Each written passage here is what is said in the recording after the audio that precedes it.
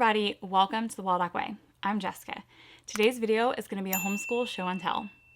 The Homeschool Show and Tell is an open collaboration hosted by Abby from Rooted and Rest and myself. Our goal with the Homeschool Show and Tell was just to show that there's not one right way to homeschool. So we do that by picking a topic each month and bringing homeschoolers from around the globe together to share their take on a specific topic. This month's topic is mother culture, and I'm so excited for it because I'm not the best at it, so I'm looking for all the tips I can get. We spend so much time pouring into our kids' education that sometimes we forget that we're allowed to learn too. We're allowed to continue our own education, and that is kind of what mother culture is.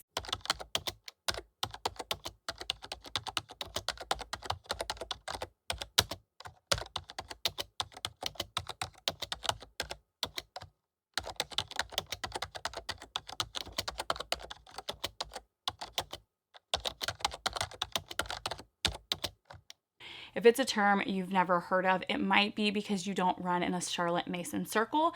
It is a very, very prominent term for them, but it can apply to homeschoolers across any different type of homeschooling. It basically just means not forgetting that you are your own person and not just a mom and a homeschooler, and that you still should be learning and growing and pouring into yourself as well. Mother culture is important because it really helps us demonstrate to our kids that we should still continue to be curious and that we should still have self-respect and that we should still be learning even as adults and that you can still learn even as adults.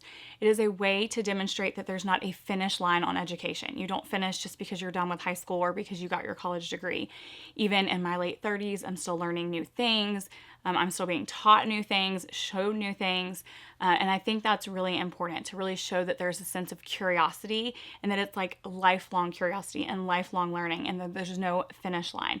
So demonstrating that to our kids is very important, and that is a big part of why mother culture is so important, especially as homeschool moms. Because let's be honest, one of my biggest goals as a homeschool mom isn't to teach Emily everything she needs to know by 12th grade. It's to teach her a love of lifelong learning. Like, I want her to be a learner for her whole life. I want to ignite that love for learning, period. And I think one of the really great ways of doing that is by showing her that even I, in my late 30s, can still learn new things and that it is still fun to learn new things. Mother culture does not have to be fancy.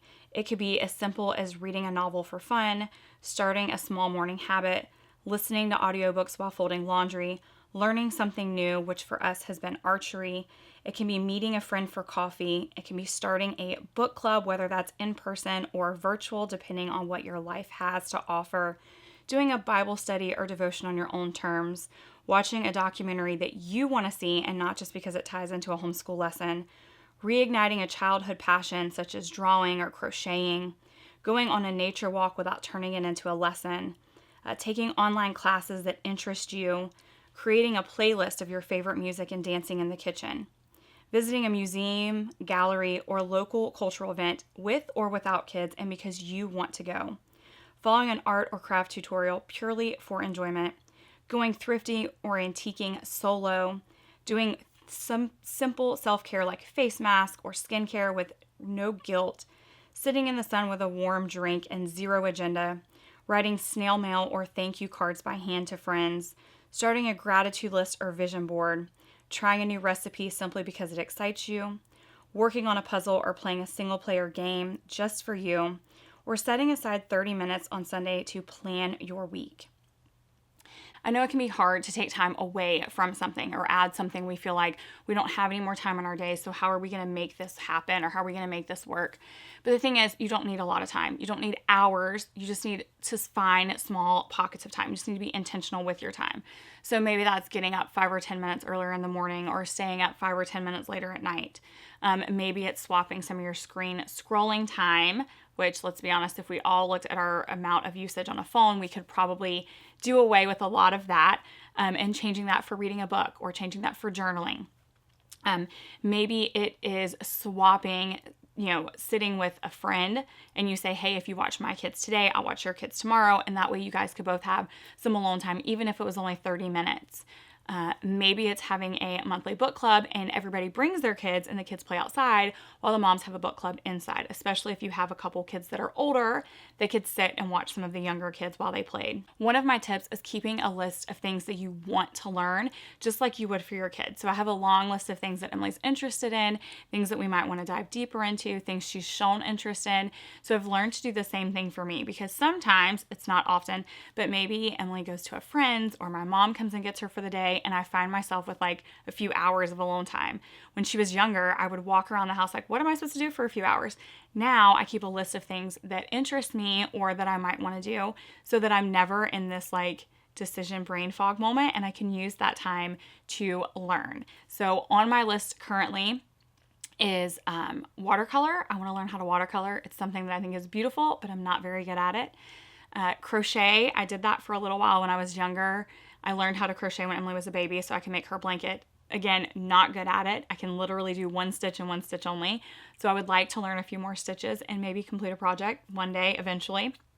And some healthy recipes. I would like to learn to make some new healthy recipes. And it's just easier to kind of play around in the kitchen when I don't have those distractions of Emily coming in every 5 seconds and telling me that she's hungry. Basically, mother culture is remembering that you are not just a homeschool mom. You are a whole person. You're a whole being. You are meant to have curiosity and passion, and you are also meant to ignite a fire of learning in yourself so that you can show your kids how to do that for the rest of their life, because it's important to us and it will be important to them to see that in us. And by doing that, you're also helping your homeschool become a more rich and robust homeschool. The last tip that I'm going to leave you on is, if you still have younger kids and you're not in a position to be able to maybe set aside time from them to practice mother culture. When Emily was younger, we did a lot of what I called parallel mother culture. So we would do things like Mealtime Monday, where her and I would both sit down and write letters to friends and family. She would write hers, I would write mine. Or art projects that I thought we would both be interested in. We would do it side by side. We would listen to podcasts simultaneously together, her listening to hers on headphones, me listening to mine on headphones. Or even reading. We would lay on the couch together and, her on one side, me on the other, and us both reading our own books. So sometimes you have to get creative, and doing parallel activities helps you demonstrate to your child that you're still learning. It teaches them how to respect boundaries, and you get to still practice that mother culture in a way that doesn't necessarily feel like you're excluding them or taking time away from them. Now, because I'm always looking for ways to nourish myself more, I would love it if you would leave me your tips for mother culture, what you do, what's on your list to learn, anything that you have down in the comments.